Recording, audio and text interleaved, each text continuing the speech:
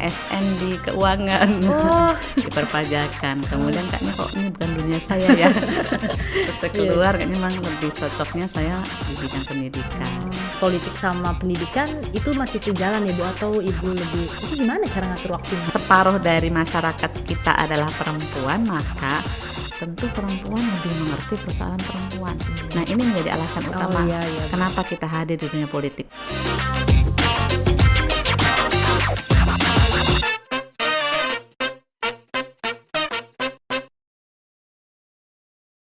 Jadi semua itu berasal dari bagaimana kita memaknai semua ini ya. Jadi berangkat dari kalau saya pengen berkontribusi. Jadi karena kita pengen berkontribusi, tentu kita atur tuh semua peran yang kita punya. Tadi kan disebut sebagai ibu rumah tangga, itu profesi utama ya. Betul banget Bu. Ya, profesi utama ibu rumah tangga. Kemudian dari situ gimana kita bisa memberikan kontribusi kepada sekeliling kita. Dan saya melihat bahwa kontribusi yang paling mudah dan membawa perubahan besar itu adalah kontribusi di bidang pendidikan. Betul. Maka di tahun 2000 saya membuat sekolah. 2000 ya Bu ya, tahun 2000. Dari TK ya, TK Al-Uswah yang di Batu 10 itu. Ini kok sekarang udah ulang tahunnya udah ke-22 tuh. Tuaan TK. Berarti saya ya, tuaan dia daripada saya ya. Mudaan dikit nggak? Ya. Nah, jadi di situ kemudian alhamdulillah berkembang. Ada SD IT As-Sakinah, ada SD IT Arefah, dan SMP IT As-Sakinah, dan terakhir SMA IT As-Sakinah. Jadi ternyata memang dari pendidikan itu dampaknya sangat terasa. Jadi kita ingin memberikan kontribusi kebaikan ya, karena kalau lewat pendidikan semua ini kan masuk kan. Kita mengajarkan budi pekerti masuk, bisa mengajarkan entrepreneur masuk, ya semuanya masuk dalam pendidikan. Dan sebelum tahun 2000 saya sudah menjadi praktisi pendidikan rumahan. Jadi saya ngajarin ngaji, buka pengajian ibu-ibu gitu ya, sebagai bentuk tanggung jawab saya untuk memberikan kontribusi bagi perbaikan masyarakat. Nah, tentu kalau kita sudah berbicara itu kan, kalau mau berkontribusi di luar bagi orang lain, tentu kan urusan ke dalam harus selesai dulu ya Bu ya. Gitu. Sementara anak tuh tambah-tambah tuh dari anaknya baru 1, terus 2, terus 3, anak saya 5 ya. Anaknya 5 gitu ya. Nah, jadi kita atur sedemikian rupa lah ya, gimana kita bisa tetap dengan anak kita, tidak terbengkalai pendidikannya, tapi juga kita bisa memberikan kontribusi. Jadi pendidikan buat orang luar dapat, buat anak sendiri dapat juga ya Bu ya. Kita juga gitu. Berarti dari tahun 2000 itu As-Sakinah itu ibu yang mulai pertama ya Bu? Iya, dengan teman-teman tentunya, kan kita nggak bisa sendiri. Betul, kan. Luar biasa banget ya Bu, berarti dari sekarang udah 22 tahun ya. Tapi sekarang masih lanjut ya Bu ya? Masih ibu yang, dan ibu juga yang menangani langsung. Iya, keren banget. Bareng teman-teman dari dulu pegawainya cuma 2, sekarang sudah hampir 200. 200 orang Bu. Waduh. Dan emang ibu latar belakangnya dari pendidikan juga ya Bu ya mungkin? Sebetulnya enggak juga gitu ya. Terus? Saya itu dulu ASN di keuangan, di perpajakan. Kemudian kayaknya kok ini bukan dunia saya ya. Terus saya keluar kayaknya memang lebih cocoknya saya di bidang pendidikan. Makanya gelar SPD AUD itu saya dapatkan ketika saya masih jadi kepala sekolah di TK Al-Uswah, karena saya harus menekuni ini gitu. Banyak belajar lah intinya, tapi sebelum itu kita juga belajar yang tidak di bingkai lembaga formal ya, banyak baca tentunya. Dan kayaknya tertarik banget untuk berkiprah di bidang ini gitu. Nah, ternyata dari bidang pendidikan itu yang mengantarkan saya ke dunia politik. Lanjut ya Bu. Jadi banyak mengerti tentang hal-hal yang dibutuhkan masyarakat. Dan ketika di 2000 sebenarnya saya jadi caleg tuh sudah 2011. Mulai tahun 99 loh. 99. Tahun 99 waktu itu masih Partai Keadilan. Cuman dulu kan pilih partai ya. Kemudian 2004 masih nomor urut, dan saya di provinsi 2004 tuh masih udah PKS. PKS. Baru kepilih itu di 2009. 2009 sampai sekarang. Dan berarti itu kan pemilihan Dewan tuh kan 5 tahun ya Bu. Berarti Ibu terpilih terus tuh dari 2000. 3 periode. Ini lanjut nggak nih Bu? Insya Allah. Terus ya Bu ya. Tapi ngomongin tadi Ibu bilang dari pendidikan Ibu udah lewat ini. Terus ke dunia politik Ibu masih ada yang belum tercapai belum Bu? Apa tuh? Ini mungkin masih ada yang belum. Dimanapun saya ingin tetap memberikan kontribusi ya.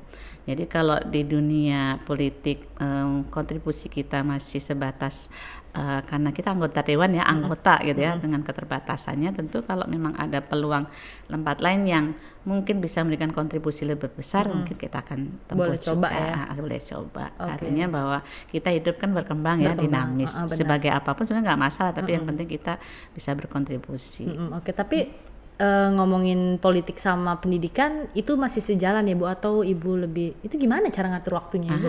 Justru waktu itu sama ya kita ya 24 jam ya. Sama gitu. Artinya waktu yang ada itu dimaksimalkan. Toh kalau kita berbicara tentang kesibukan, semua orang sibuk kan. Nah, di rumah saja juga sibuk. Nah, jadi kita punya prioritas. Mana sih yang mau didulukan? Menjadi superwoman juga tidak mungkin, ya kan? Makanya kita atur. Sebenarnya kita prioritasnya di mana? Kalau misalnya di rumah tangga ya, kita tugas pokoknya apa ya, kita mungkin fokus di tugas pokok, bahwa tugas seorang istri, seorang ibu kan dua aja ya dalam agama ya, melayani suami, kemudian mendidik anak, fokus di dua hal itu. Kemudian kalau ada tugas tambahan seperti urusan domestik, mencuci, ngepel, menyetrika, masak itu, kita tentu memilih mana yang sebetulnya lebih prioritas menyetrika atau prioritas kita mau keluar ketemu orang lain untuk bisa berbicara dengan orang lain, memberikan pencerahan kepada orang lain. Nah, kalau dilakukan waktu yang sama kan nggak mungkin tuh, Eja ya. Iya. Jadi kita harus pilih mana yang lebih penting ya Bu ya. Kalau gitu berarti mana sih di antara tugas rumah tangga kita tuh yang bisa kerjakan oleh jasa ya Bu ya. Kerennya didelegasikan. Kalau bahasa orang dewan gini ya Bu. Bisa didelegasikan, dan mana yang bisa kita kerjakan sendiri. Namanya kalau di rumah membantu ya tentu yang sebatas apa yang bisa dibantu untuk kita. Nggak mungkin dong pekerjaan rumah tangga kita diselesaikan semua oleh orang lain. Jadi, di mana sih misalnya kalau saya kan cuci sama setrika sama orang, ngemas rumah sama orang gitu kan. Sisanya kita dong gitu kan, pandai-pandai. Nah, habis itu kita keluar untuk tadi fokusnya mau apa, mau ketemu orang, mau ngomong apa, itu kita persiapkan dari rumah juga gitu. Benar-benar. Jadi sebenarnya urusan prioritas ini memang mesti pinter-pinter ya kemana kita. Nah, tidak mungkin memang kita akan menyelesaikan semua hal, nggak mungkin. Jadi sendirian ya Bu. Artinya kita harus punya support system. Support system pastinya, bapak, suami, dan keluarga ya, keluarga, tetangga juga perlu ya Bu ya. Oh jelas dong, kita kan hidup di lingkungan tetangga kan, bagaimana kita bermitra dengan tetangga. Jadi waktu kecil-kecil anaknya kan ada yang rapet tuh. Anak nomor 4, nomor 5 tuh rapet. Jadi kalau setiap hari berdoa, mudah-mudahan ada yang nolongin. Itu tetangganya pada sigap, sini aja anaknya gitu. Belum lagi satu yayasan itu nanti. Oh kalau sekarang di yayasan belajar di pengalaman. Jadi kita membuat support system juga untuk para guru. Jadi selain kita buat sekolah, kita buat daycare juga. Jadi guru yang anaknya di rumah nggak ada yang jagain, dibawa. Jadi di situ dekat sekolahan ya. Jadi dititipkan, pas menyusui bisa disusui. Jadi gitu. Guru kita bisa mengajar dengan enjoy dan urusan anak tidak terbengkalai. Iya benar-benar. Jadi boleh ya Bu sekarang ada. Boleh. Dan kita memang sediakan tempat khusus rumah untuk daycare. Untuk daycare. Ada berapa Bu guru sekarang di yayasan Bu? Di yayasan terakhir karena perekrutan terakhirnya udah hampir 200-an. Gila. Oke Bu. Nah kita sebagai perempuan nih gimana sih Bu biar bisa disetarakan Bu dengan laki-laki, karena kan di sini Ibu juga sebagai ketua nih Bu. Kenapa enggak dia meyakinkan pemimpinnya laki-laki aja, kenapa harus perempuan? Itu gimana tuh Bu? Kalau berbicara tentang kesetaraan, saya pikir karena saya basisnya partai Islam ya, Islam sendiri menempatkan perempuan tuh setara dengan laki-laki. Jadi hari gini kalau kita berbicara tentang kesetaraan ya sebetulnya dari dulu zaman Quran turun itu sudah setara perempuan laki-laki, hanya mungkin perannya aja yang agak beda. Nah ketika seorang perempuan harus turun di ranah politik bukan berarti kita menyaingi laki-laki sebetulnya, tapi memang kehadiran kita di politik itu diperlukan dalam rangka berkontribusi tadi. Kan banyak tuh persoalan perempuan, bahkan perempuan ini adalah setengah dari warga negara ya. Betul. Ya kan? Banyakan perempuan. Betul. Kalau Indonesia masih imbang, masih banyak laki-laki dikit aja. Ya, makanya istrinya ada yang lebih dari satu juga Bu. Jadi sebetulnya masih imbang kalau 1 banding 1 masih. Iya betul. Gitu. Nah karena dia separuh dari masyarakat kita adalah perempuan, maka tentu perempuan lebih mengerti persoalan perempuan. Nah, ini menjadi alasan utama kenapa kita hadir di dunia politik. Bukan semata-mata mau bersaing dengan laki-laki, tapi ada kepentingan perempuan, kepentingan anak-anak, kepentingan keluarga yang harus kita suarakan di lembaga politik. Nah, jadi bukan semata-mata ini ya mau bersaing enggak. Jadi karena memang kehadiran kita diperlukan. Dan sejarah membuktikan bahwa dunia ini memang tidak bisa lepas dari kepemimpinan perempuan juga, meskipun dia tidak harus di posisi puncak. Kalaupun di posisi puncak, kalau dia memang sanggup, dia kompeten, kenapa tidak? Gitu ya. Jadi kita tidak berbicara soal gender, tapi berbicara tentang kompetensi. Kalau perempuan lebih kompeten daripada laki-laki, kenapa tidak? Jadi disinilah lahan kita di dunia politik ini, dunia sosial kemasyarakatan ini, untuk kita beradu ide, untuk beradu kita berlomba ya untuk menentukan siapa sih sebetulnya yang kompeten dalam hal ini gitu ya. Kepemimpinan di segala level itu kan ketua RT banyak perempuan juga kan, ketua RT perempuan, lurah perempuan juga sekarang udah banyak juga. Nah, jadi tidak perlu lagi untuk mempertentangkan tentang gender, tapi berbicara tentang siapa yang lebih kompeten ya Bu ya, yang dibutuhkan juga ya Bu ya itu perempuan. Gitu. Oke, nah kalau Ibu suka dunia politik itu sebenarnya mungkin kalau politik kan kadang dari keluarganya memang udah berdunia di politik juga. Kalau Ibu gitu Bu? Enggak ya? Bapak ibu saya petani tulen. Jadi sebetulnya politik itu ada keseharian ya, hal yang tidak bisa kita pisahkan dari kehidupan kita. Jadi teman-teman tuh sebetulnya berpolitik loh setiap hari. Misalnya yang anak saja berpolitik kepada orang tuanya gimana dapat uang jajan gitu, itu kan politik juga. Bagaimana kita mengatur urusan di rumah itu berpolitik juga, tapi politik praktis itu politik yang diwadahi oleh partai politik gitu ya. Jadi kita tidak dari keluarga politikus bukan, jadi tapi karena berangkat dari ingin berkontribusi itu diwadahin kan, diwadahin oleh partai politik, dan partai politik inilah yang mengantarkan kita ke lembaga-lembaga untuk lembaga pembuat kebijakan Nah, dimana suara-suara kepentingan kita disuarakan. Jadi mulai dari situlah ya Bu ya, karena Ibu pengen berkontribusi di sana, jadi ada wadahnya ada mungkin wadahnya itu. Nyambung ya. Karena saya pengen berkontribusi, dan kontribusi itu kalau misalnya mau di dunia politik kan mau tidak mau masuk ke partai politik gitu ya. Makanya nyambung deh antara dunia yang saya geluti selama ini dengan partai politik. Jadi dari sana lah ya Bu, dari tahun 95 tadi Ibu ya caleg ya? 99. Reformasi kan 98. Iya, jadi bahkan dari nama PKS yang belum PKS Ibu udah ikut ya. Wow, luar biasa banget. Jadi dari belum jadi PKS, Bu Ismi udah jadi saksinya juga ya, dari 2009 baru Ibu jadi bidan. Oh, Ibu pernah jadi bidan? Ikut melahirkan PKS. Ya Allah, ini lucu banget. Ikut mendeklarasikan Partai Keadilan waktu itu. Jadi makanya di bidan kan, bidan itu kan ikut melahirkan gitu kan. Iya benar Bu. Berarti itu pas waktu masih jadi nama PK itu udah di sini juga ya Bu? Dari Sydney. Kita waktu itu aktivitas saya selain praktisi pendidikan rumahan, itu di yayasan. Itu ada yayasan kita yang di anak-anak sekolah gitu kan. Dulu kan belum ada rohis tuh kalau di Jakarta kan udah, karena saya pindahan dari Jakarta, maka yuk kita buat rohis di sini ya, bikin yayasan. Jadi kerjasama dengan sekolah-sekolah untuk mendidikan anak-anak SMP, SMA gitu. Aktivitasnya di situ. Baru dari PK jadi PKS. Ini ya Bu sejalan ya Bu ya dari pendidikan juga, dan politik juga mungkin bukan yang utama sebenarnya awalnya ya Bu ya, bukan yang niat untuk saya mau jadi politik, tapi memang ngalir gitu ya Bu ya. Memang ngalir aja. Tapi dulu Ibu sebenarnya cita-citanya apa sih Bu? Kepengennya? Kalau saya cita-citanya sebagaimana kebanyakan anak-anak ya, mau jadi wanita karir gitu.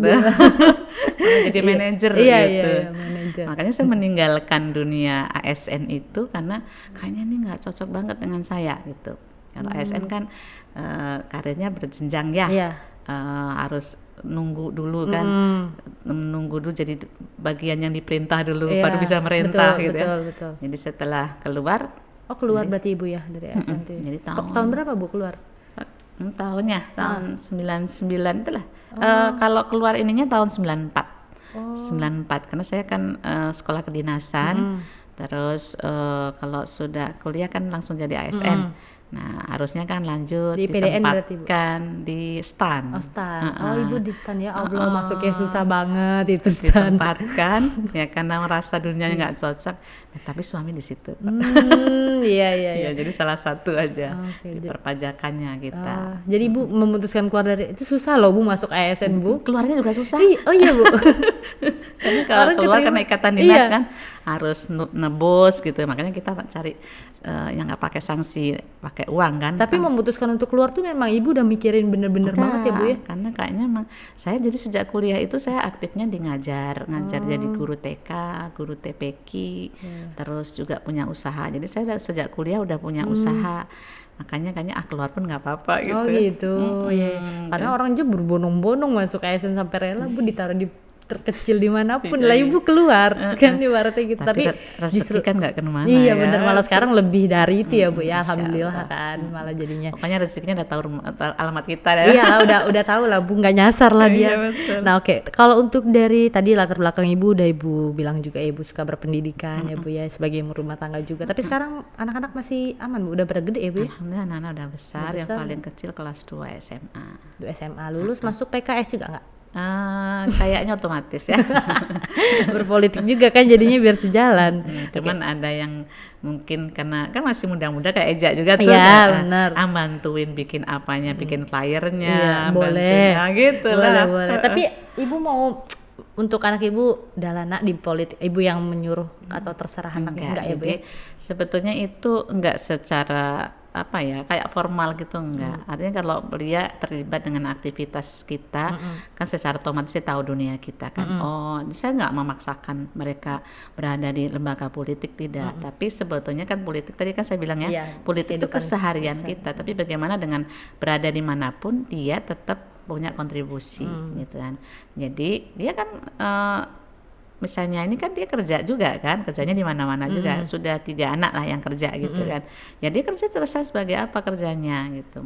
Dan tidak ikut seperti kita politik praktis tuh enggak, tapi jelas mendukung aktivitas kita sebagai orang tua. Tadi bantu-bantuin kalau kita lagi ada bakti sosial, dia yang bagian ngemas pokoknya. Ikut berpartisipasi juga ya Bu ya, tapi gitu, ya. Kadang ada yang anaknya tuh enggak suka nih kalau orang tuanya jadi dewan atau jadi ada yang kayak gitu juga Bu. Jadi awalnya memang iya Bu, jadi rata-rata mungkin kayak Eja ya dan teman-teman yang lain gitu sebaya baik itu nggak ingin kalau dia menjadi orang yang orang tuanya dikenal orang. Iya banyak yang gitu. Ada beban mental. Kayaknya dia pengen jadi dirinya sendiri, tidak ada bayang-bayang orang tuanya. Dan itu kita hargai karena memang anak-anak kan seperti itu. Oke, kalau nggak mau bantuin di depan ya bagian di belakang kan nggak harus tahu bahwa dia anaknya si ini sih, tapi kan punya kontribusi juga. Gitu. Intinya berarti mulia banget ya Bu ya, dan itu untuk periode aja udah 3 kali itu juga udah luar biasa juga Bu. Ya, ada yang bagian bikinin brosur. Intinya harus ikut politik, intinya harus berpartisipasi dia Bu ya. Tapi tertarik nggak Bu anak-anak ibu sekarang? Kayaknya belum ada. Ya? Belum ada yang tertarik mau misalnya mau jadi anggota dewan duluan. Belum ada ya Bu ya. Ya udahlah bikin flyer aja, bikin brosur aja. Bantuin aja kontribusi. Ya udah ibu aja deh di sini. Anak-anak bantu promosi aja di sosmed ya Bu ya. Betul. Oke. Nah ini untuk harapan ibu sebagai perempuan berwanita karir yang ibu bilang tadi, gimana sih Bu biar kita tuh tetap berproduksi, apalagi seumur Eja kayak gini kan masih muda, kadang mikirnya enak nih kerja tapi udah nikah misalkan nggak mau kerja lagi, udahlah karena cewek di sini di rumah aja gitu. Gimana sih Bu? Ya, berangkat ya mungkin kayak yang saya sampaikan tadi ya, berangkat dari makna diri kita sendiri, kita mau ngapain dalam hidup nih. Enaknya sih memang udah nikah, ada suami, apalagi suami udah gaji udah mencukupi ya, nggak kemana-mana udah cukup gitu. Tapi kan kita ada tuntutan lain tuh di jiwa kita bahwa ternyata ketika kita bisa berbagi dengan yang kita punya itu kebahagiaannya berlipat ganda, gitu ya. Dan itu nggak bisa didapatkan ketika kita hanya di rumah saja. Di rumah itu memang kita berkontribusi ke suami, ke anak gitu ya. Lihat anak-anak bertumbuh berkembang juga bahagia. Tapi lebih bahagia lagi ketika anak-anak kita tumbuh sehat, tumbuh baik, jadi anak-anak yang baik, tapi juga memberi manfaat baik kepada lingkungan kita gitu, di tempat kerja gitu kan. Maka ini pilihan. Jadi mau jadi ibu rumah tangga saja adalah pilihan dengan segala konsekuensinya. Keluar juga dengan segala konsekuensinya kan. Kalau di rumah saja sudah sibuk ngurusin anak, masak, apalagi tambah keluar kan. Jadi karena masing-masing itu punya konsekuensi ya, maka harus disiapkan mau di rumah saja atau mau di rumah plus Nah, jangan juga kebalik gitu. Pengennya di luar saja, urusan rumah terbengkalai. Banyak kan yang mohon maaf mungkin aktif di luar, akhirnya hubungan rumah tangganya nggak harmonis. Yang jadi korban suami dan anak-anaknya. Kan nggak boleh juga. Artinya harus ada prioritas. Kalaupun kita keluar, jangan sampai meninggalkan posko ya. Rumah tuh kan posko kita gitu. Nah, itu perlu manajemen yang baik. Ya, manajemennya. Nah, kebanyakan mungkin yang harus disiapkan anak-anak muda nih, manajemen ini. Bagaimana kita mengelola diri sendiri kita.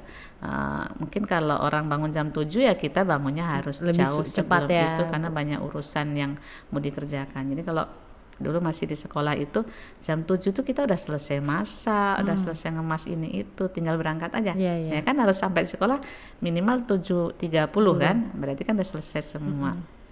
Kebayangkan bagaimana ini anaknya, nggak satu lagi anaknya ya. 5 lagi ya Bu ya. Masak juga, dulu belum ada ini, nyuci juga gitu kan. Artinya harus siap untuk lelah. Tapi lelah itu kan di situlah ladang pahala ya kalau ngomong itu ya. Pahala kita banyak, semakin lelah makin banyak pahalanya.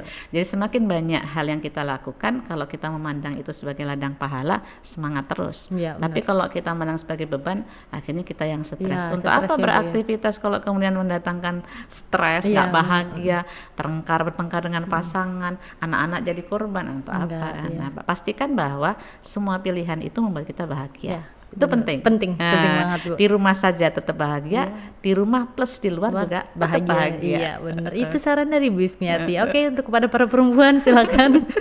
Tapi Ibu di rumah tidur 8 jam ya Bu ya, tetap ya. Kalau tidur 8 jam nggak bisa ngerjain yang lain. Itulah Bu, itu permasalahannya sekarang Bu. Tidurnya Ibu kan nggak 8 jam masalahnya. Lagi kita ini anak-anak muda, kalau nggak 8 jam 10 jam malah Bu tidur ya kan.